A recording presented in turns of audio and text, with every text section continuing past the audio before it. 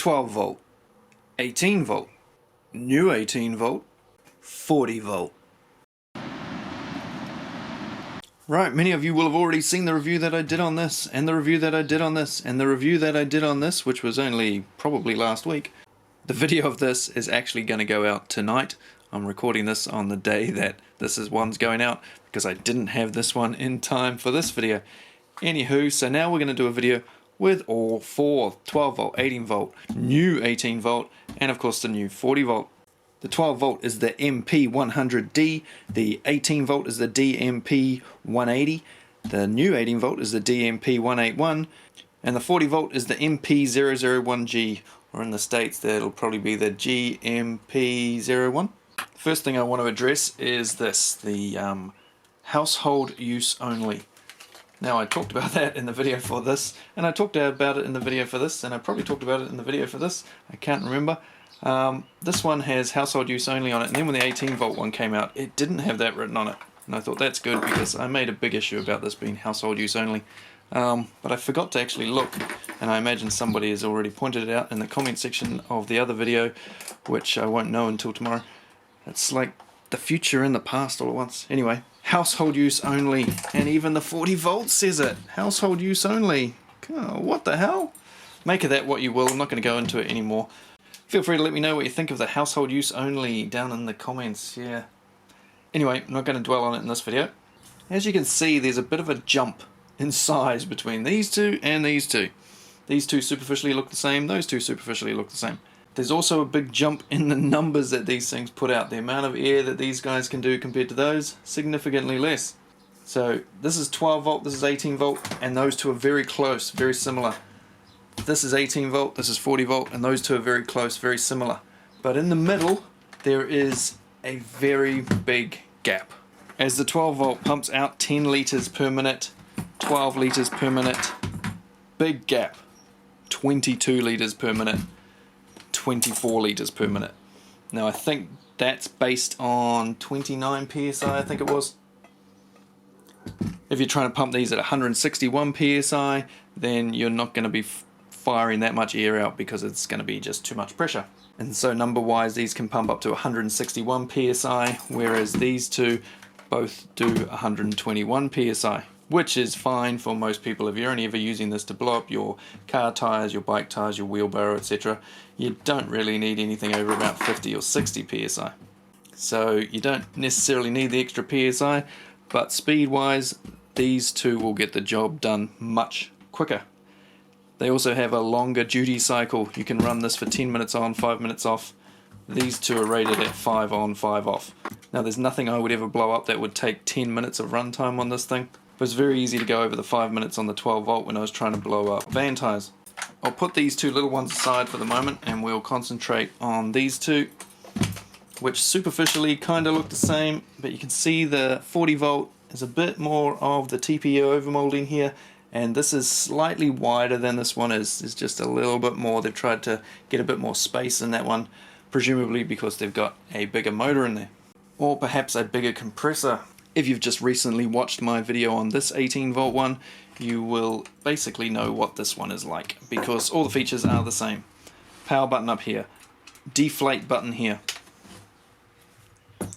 The hoses are the same. The hoses have a screw-on Schrader valve type thing, which I know some people are not going to be too happy about. That is different from the old models, which had this clamp-on style.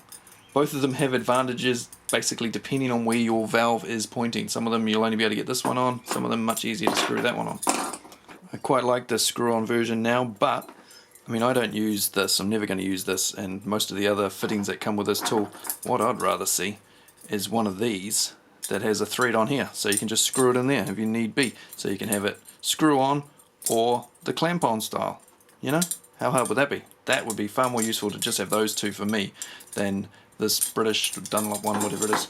And the Presta valve and even the ball inflator and stuff, I'm not really going to use those. Those two are the ones I want. Let me know what you think about that. So it'd be interesting to hear down in the comments what you guys prefer, whether you prefer these screw-on ones or these clamp-on ones. I'd like to know which one's the most popular. I always thought the clamp-on ones were the most popular, but I know that the Milwaukee one, when I tested that, has the screw-on as well, the M12 version. So yeah, which one do you think is better? The control panel here, all the same as the new 18 volt, the DMP 181. When you turn on the 181, the PSI that the tool is set to will pop up in the bottom right hand corner. The number at the top is the PSI going into whatever you're inflating, and we have PSI written there. If I tap the mode button, we'll go to bar. If I tap it again, we'll go to KPA. Tap it again, back to PSI. We have a minus and a plus button, and we have those 3 bars there. To get to those 3 bars, hold your finger on the M. It will drop one down. Think of them kind of as presets. So a small one, a medium one, and a high pressure one. So in the middle, it's currently set on 36. If we hold it again, it'll go into ball mode. Get a little picture of a little ball there. So it's now down to 8.5. You can change those over. You want 10 PSI in your ball, give it a wee tap there, goes up in half a PSI increment. Hold your finger on it again, and we're back to full power.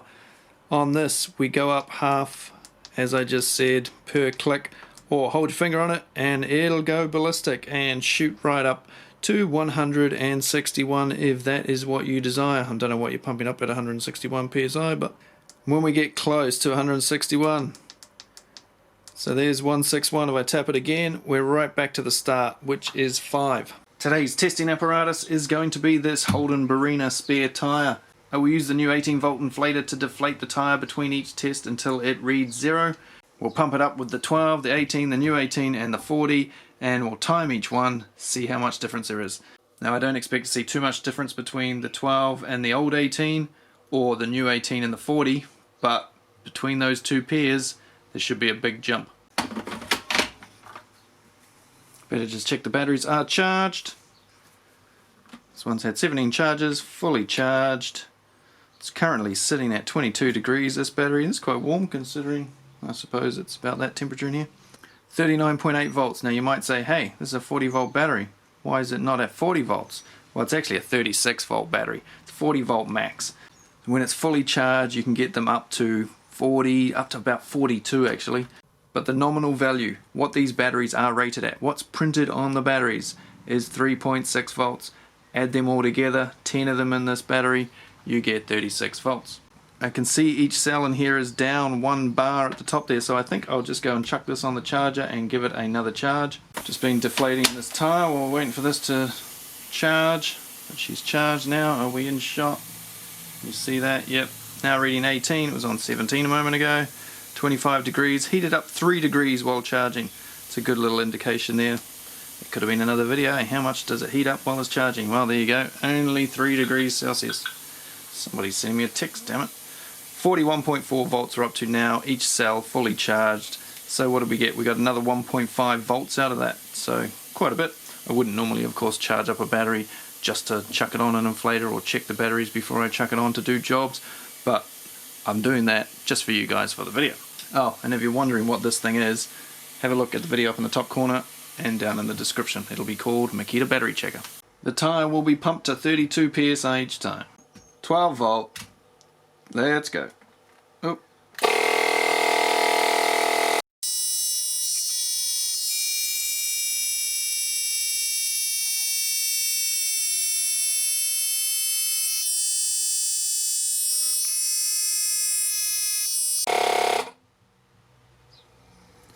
Two minutes and 39 seconds.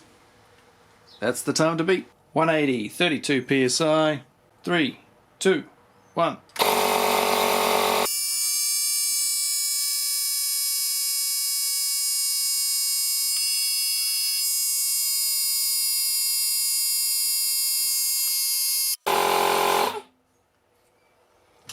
Right, the 181, 32 PSI, let's go.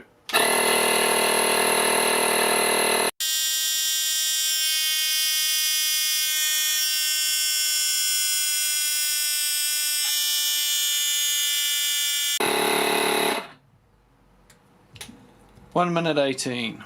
Well, that was quite a big difference. 216 versus 118. Nearly a minute different. And finally, the 40 volt. How much quicker can she do it?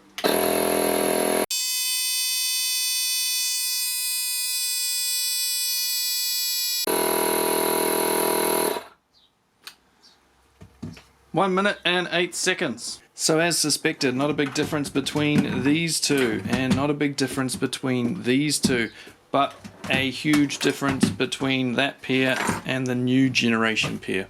The little 12 volt taking twice as long or more than these two new ones. And after all those tests, the 12 one is still warm, whereas the 40 volt and the new 18 volt never got warm at all. They will also do quite a few tyres like that on a single battery charge. Both of those batteries haven't gone down a bar yet, whereas the 12 volt has gone down 1. I would expect that to do 3 probably of that tyre size. Whereas if you put the new 8 amp hour battery on this thing, you could be blowing up tyres all day quite happily. So there you go, that's the differences between the 4 models, and the 40 volt still doesn't have a trigger lock. You've got to hold your finger on it the whole time. I know you guys are going to be super happy about that. So thanks again for watching. If you want to see the reviews on any of the other inflators, the full reviews, up in the top corner, down in the description, in the comment section if I remember. And I'll see if I can pump out another 2 or 3 videos before the end of the year, eh? And there'll be a blooper reel one coming up over on builds and stuff. Look out for that, probably Christmas Day. Cheers guys. Damn dog.